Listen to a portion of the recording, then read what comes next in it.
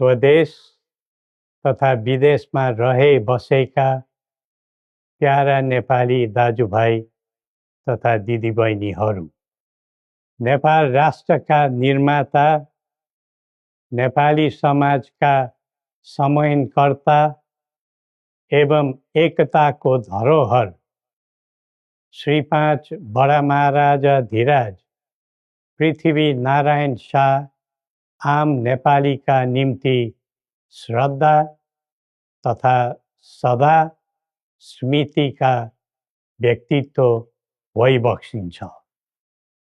मौसुफको 304औं जन्म जयन्ती तथा राष्ट्रिय एकता दिवसका उपलक्ष्यमा हामी उहाँलाई नमन गर्दै श्रद्धा सुमन अर्पण गर्दछौँ। जस्तोसुकै शक्तिसँग पनि सङ्घर्ष गरेर राष्ट्र एकीकरणमा सबै जात, सबै धर्म र सबै क्षेत्रका नेपालीको सक्रिय, सबल र सफल नेतृत्व गरेको शाहवंशीय राज संस्थाको इतिहास सबैका सामु छर्लङ्ग छ।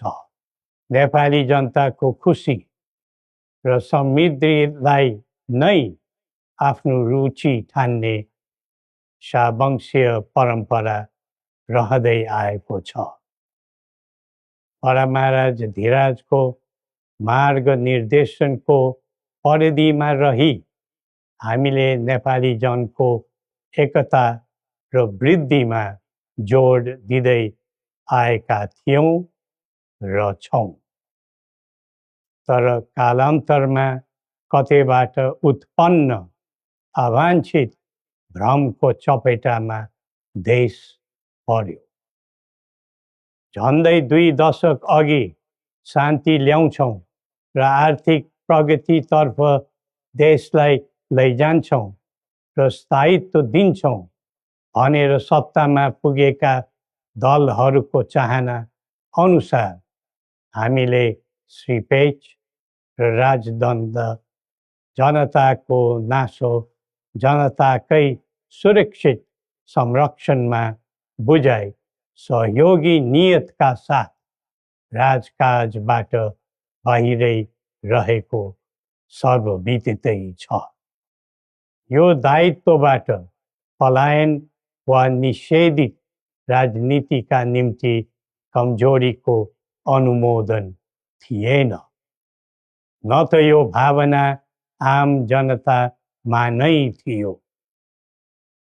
नारायणहिटी राजदरबारबाट हामी बाहिरिएको करिब 2 दशक बित्दा पनि देशले सामना गरिरहनु परेको सङ्कटले हामीलाई चिन्तित तुल्याएको छ। हिजो देश नबनेकोमा चिन्ता थियो, आज देश नै नबच्ने हो कि भन्ने निराशा पैदा भएको छ। बडा महाराज धीराजबाट 22 वर्षको युवा अवस्थामै सुरु गरिबक्सेको एकीकरणको सफलता पछि आधुनिक नेपाललाई 4 वर्ण 36 जातको साझा फुलबारीको रूपमा चित्रण गरिबक्सेको थियो। यो मुलुक राजाको मात्र होइन, जनता र राजाको समान स्वामित्वको देश हो भन्ने सन्देश पनि दिइबक्सेको थियो। भाषण अनि जादु वा चमत्कारले यो देश बनेको होइन र बन्दैन पनि।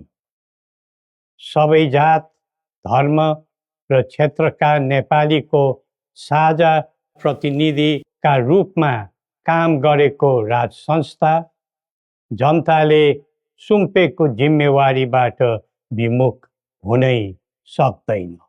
सबै नेपालीले यो कर्तव्यबोध गरी पृथ्वी पथमा लाग्नु पर्दछ भन्ने हाम्रो धारणा र आह्वान पनि छ। नेपाली विश्वमा जहाँ रहे पनि नेपाली मूलको भन्ने नै हुन्छ। त्यसैले राष्ट्रको प्रतिष्ठासँग नेपालीको प्रतिष्ठा पनि सँगै जोडिएको हुन्छ।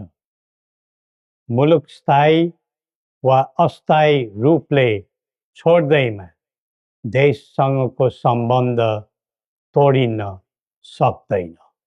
देशबाट जनशक्ति पलायन हुँदै जानुले देशको भविष्यबारे निराशाको सङ्केत दिइरहेको थियो। अब पुँजी र पुँजीपतिहरू तथा कर्मवीर उद्यमीहरूको समेत पलायन हुनु थालेको छ। यो क्रमलाई तत्काल निरुत्साहित र नियन्त्रण गर्न सकिएन भने मुलुक असफलताको सङ्घारमा पुग्न सक्ने सम्भावनालाई लिएर हामी आहत भएका छौँ। बरामारा धिराजबाट स्वदेशको पुँजी पलायनमा रोक लगाउनु पर्ने पक्षलाई महत्त्वका साथ जोड दिबक्सी जनता सक्षम र बलिया भए मात्र देश बलियो हुन्छ भनी दिव्य उपदेशमा उल्लेख गरिबक्सेको छ। जब जब युवा पुस्ताको भावना, चाहना र आवश्यकताको सम्बोधन गरिँदैन तब तब असन्तोष पैदा हुन्छ, जसले विद्रोहको रूप पनि लिन सक्छ भन्ने सत्य नेतृत्वले हृदयङ्गम गर्नै पर्दछ। नेतृत्वले पटक पटक युवालाई प्रयोग मात्र गर्ने तर उनीहरूको आवश्यकता बुझेर काम नगर्ने प्रवृत्तिले युवामा असन्तोष जन्मेर देशमा जनधनको हानि भयो। जसरी भविष्यका कर्णधारहरूको ज्यान गयो त्यसले सबैलाई स्तब्ध बनाएको छ। युवाहरूमा भ्रष्टाचारप्रति असहिष्णुता र आइटी प्रतिस्पर्धामा अग्रताको जोश देखिनु उज्जवल भविष्यको सङ्केत हुन्। तर उन्नतिको गन्तव्यमा राजनीति चुक्यो भने अल्छीको सपना मात्र बन्न जान्छ। स्वचालित व्यक्तिले राष्ट्रको हित खोज्दै जान्छ, परिचालित व्यक्तिले अर्काको मित खोज्दै हिँड्छ। राष्ट्रिय सहमति बिना निकास खोज्नु समय खेर फाल्नु मात्र हो। समुन्नतिको यात्रामा सबै मिलेर अघि बढौँ। नेपालको संवेदनशील अवस्था र बदलिँदो भू-राजनीतिक परिस्थितिलाई बुझ्न नसक्दा हामी मित्र राष्ट्रहरूको विश्वास र भरोसा गुमाउने अवस्थामा पुगेका छौँ। असन्तुलित बन्दै गइरहेको परराष्ट्र नीति र व्यवहारले राष्ट्रिय हितमा गम्भीर असर पुगिरहेको समयमा दिव्य उपदेश र बौद्धिक दृष्टिकोणहरूको महत्त्व अझ बढ्दै गएको छ। कतिपय देशले स्वार्थको लागि कुनै न कुनै सुरक्षा कवच खोज्दैछन्। हाम्रो देशको सही छहारी शान्तिको कवच हुनै पर्दछ। नेपाल निर्माणमा मार्गदर्शी र सेनापति बरामाराजा धिराजको विरासत र वंशका प्रतिनिधिका रूपमा मेरो भूमिका स्पष्ट रहेको छ।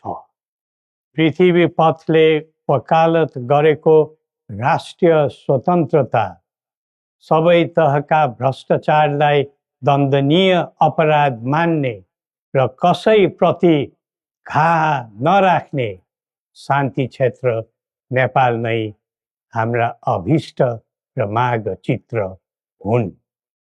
जनताको चाहनाबाट कझै निर्धारित हुनुपर्ने परिकल्पना पृथ्वी पथका मौलिक आकांक्षा हुन्। अन्तमा जनता र राजाले एकीकरण गरेर निर्माण गरेको नेपाल राष्ट्रको समग्र हितलाई आत्मसात गर्दै सबल राष्ट्र बनाउने महान कार्यमा सबैलाई जुटौँ र नेपाललाई फेरि उठाउँ। श्री गोरखनाथले हामी सबैलाई सत्